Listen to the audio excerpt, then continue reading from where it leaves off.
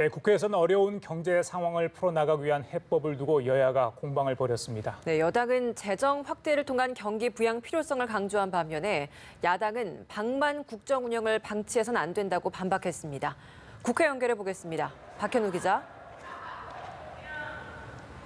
네, 국회에선 경제 상황에 대한 진단과 해결책을 두고 오늘 또 여야가 공방을 이어가고 있습니다. 더불어민주당 이인영 원내대표는 어려운 민생과 경제 전망에 대한 국민들의 절박한 마음을 속 시원히 풀어드려야 한다며 더 많은 정치적 협상력이 발휘돼야 한다고 말했습니다. 같은 당 조정식 정책위 의장은 구체적 방향으로 대외 불확실성이 급증하고 있는 때인 만큼 정부의 적극적인 대응이 필요하다며 과감한 재정 투입의 필요성과 신속한 추경의 처리와 투입을 강조했습니다. 반면 자유한국당은 문재인 정부의 경제 실정을 주장하며 공세를 이어갔는데요. 황교안 한국당 대표는 1분기 경제 성장률 마이너스로 OECD 국가 중 최하위권이라고 지적했습니다. 그러면서 투자와 생산, 고용, 수출 무엇 하나 제대로 돌아가고 있지 않다며 소득 주도 성장과 탈원전, 최저임금 등 정책을 바로잡아야 한다고 강조했습니다. 나경원 원내대표도 절대 금기어인 세율 인상 얘기까지 여당에서 나오고 있다며 경제가 나쁘니 정부가 나서야 한다는 생각은 틀리고 더 쓰기 위해 더 거둘 게 아니라 있는 한도 내에서 알뜰히 써야 한다고 밝혔습니다.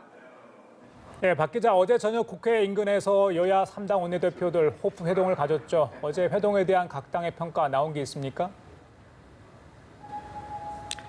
네, 우선 이인영 민주당 원내대표는 눈에 보이는 성과 없이 끝난 어제 회동에 대한 아쉬움을 나타냈습니다. 이 원내대표는 국민들께 약속드렸던 희망의 호프 미팅이 되지 못해 아쉽다고 밝혔는데요.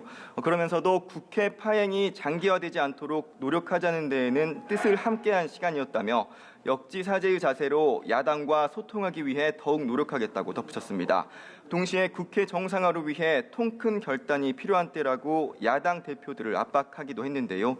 나경원 한국당 원내대표는 만남 자체에 대해서는 의미를 두면서도 민주당이 자신들의 요구사항에 대해 잘 알고 있다고 생각한다며 이제는 민주당이 국회 정상화에 대한 해법을 내놓을 때라고 밝혔습니다. 그러면서 어제 회동 이후에도 의견차가 여전함을 시사했는데요.